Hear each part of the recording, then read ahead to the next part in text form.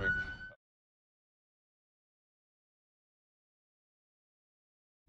Imagine showing up to an operating room where a lady had the initiation of a surgery that turned out to be a botched surgery.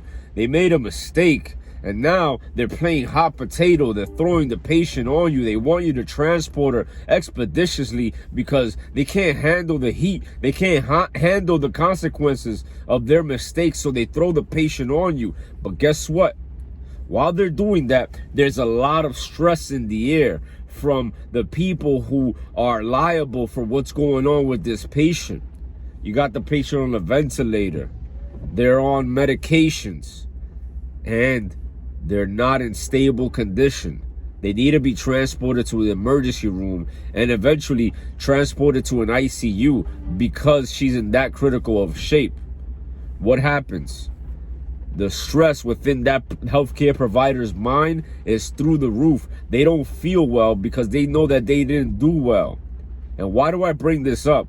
My people, there's always going to be something that's going to be shared with or without your consent, and that is stress. People that are under stress are going to try to make you stress. They're going to try to share it with you as well. This is what just happened to us. They started to be passively aggressive and abrasive with us. The anesthetists, the doctors on scene, the surgeons. Remember, surgeons just went from 7 to 10 years of training, and then they go lock themselves in the second or third floor of a hospital with barely any interpersonal skills in the majority of situations. So when you come on scene, when you get exposed to these people, whether you're doing 911 or inter-facility transports, you're going to find that they're not that much of a people person. And that stress that they feel will rub off on you. And why do I bring this up?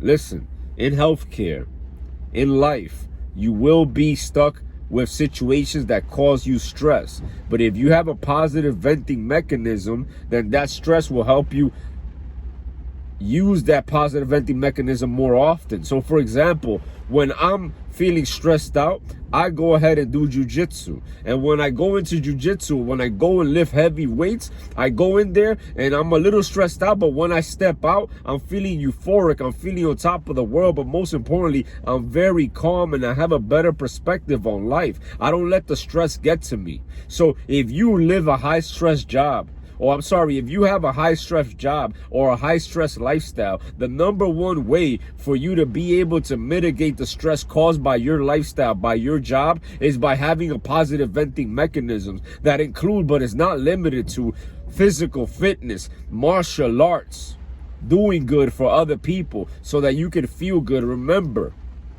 if you do good, you will get good. And if you want something and you don't have it yet, it's for your own good. What does that mean?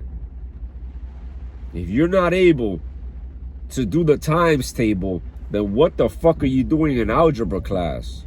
It's the same thing in life.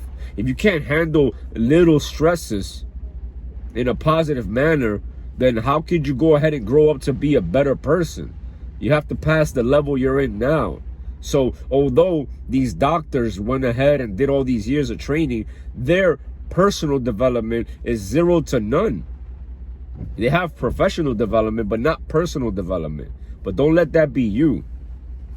Be a person who does not prioritize professional development and prioritizes personal development. I made that mistake. Trust me when I talk to you.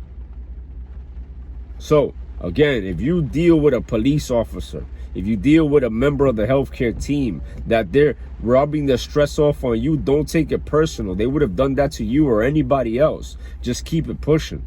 Remember, people that are having a bad day, people that are lashing out on you, are most likely losers. Because if they were winners, they wouldn't be lashing out on you. They'd be too happy. They'd be too busy smiling.